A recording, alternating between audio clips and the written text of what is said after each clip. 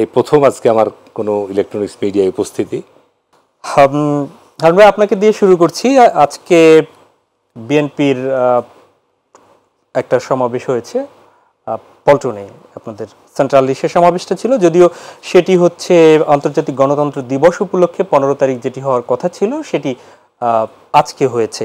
সেখানে আপনাদের ভারপ্রাপ্ত চেয়ারম্যান প্রধান অতিথি হিসেবে কথা বলেছেন ভার্চুয়াল। আমি সেখান থেকেই শুরু করেছি।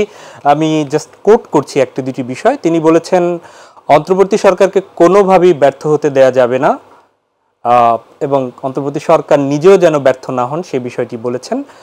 সরকার অগ্রাধিকার নির্ধারণ করতে না পারলে ষড়যন্ত্রকারীরা সুযোগ পাবে, এবং কিছু কিছু সেটা দেখাও যাচ্ছে। এখান থেকেই আসলে শুরু করতে চাচ্ছি, আপনি কিভাবে বলবেন? ধন্যবাদ মাই টিভির আজকে সংলাপে আমাকে আমন্ত্রণ জানানোর জন্য। আমি ধন্যবাদ জানাচ্ছি মাই টিভির দেশ বিদেশের সকল দর্শকদেরকে। গত 28শে অক্টোবর 2023 সালের পর এই প্রথম আজকে আমার কোনো ইলেকট্রনিক্স মিডিয়ায় উপস্থিতি।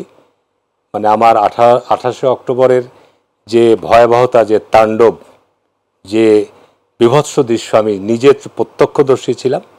এরপরে আমি একটা প্রতিজ্ঞা করেছিলাম যে দেশে সত্যিকার অর্থে যতক্ষণ পর্যন্ত আইনের শাসন বা দেশে গণতান্ত্রিক পরিবেশ ফিরে না আসবে ততক্ষণ পর্যন্ত এই সমস্ত ইলেকট্রনিক্স মিডিয়া যে সমস্ত আমরা অংশগ্রহণ করতাম সেইটা থেকে আমি বর্জন করেছিলাম একরকম। আমাকে বহুবার বিভিন্ন মিডিয়া থেকে আমন্ত্রণ জানানো হয়েছে।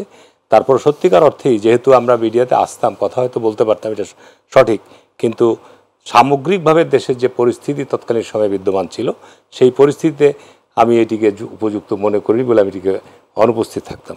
তো ধন্যবাদ জানাচ্ছি মাই টিভিকে সর্বপ্রথমেই যে আজকে আপনারা বলবো যে এই মাই টিভির আজকের প্রোগ্রামের মধ্য দিয়ে আমি নতুনভাবে নতুন যে সম্ভাবনার বাংলাদেশ তৈরি হতে যাচ্ছে সেখানে আপনাদের এই টেলিভিশনের মধ্য দিয়ে যে কথাটি আপনি আমাকে উপস্থাপন করেছেন।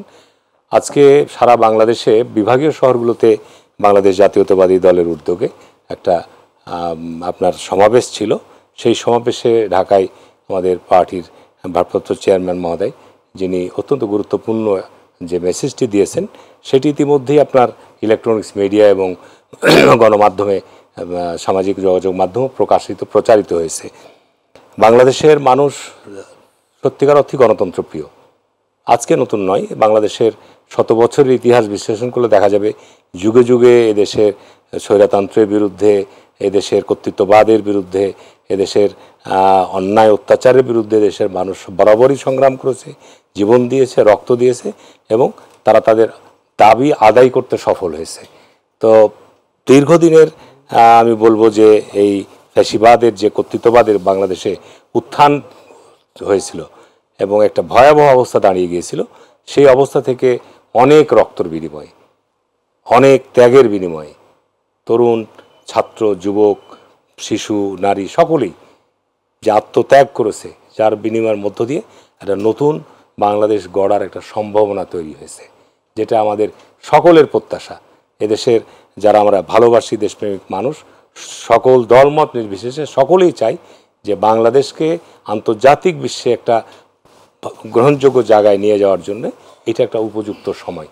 তো যে কারণে আমরা মনে করি যে আজকে অন্তর্বর্তীকালীন যে সরকার গঠিত হয়েছে, অন্তর্বর্তী সরকার ইতিমধ্যেই আপনার যে কাজগুলো তারা হাতে নিয়েছে, আজকে আমাদের অ্যাক্টিং চেয়ারম্যান যথার্থই বলেছেন যে এটা কিন্তু জনগণের যে বিপ্লবের মধ্য দিয়ে গঠিত অন্তর্বর্তীকালীন সরকার, তাকে ব্যর্থ হতে দেওয়া যাবে না।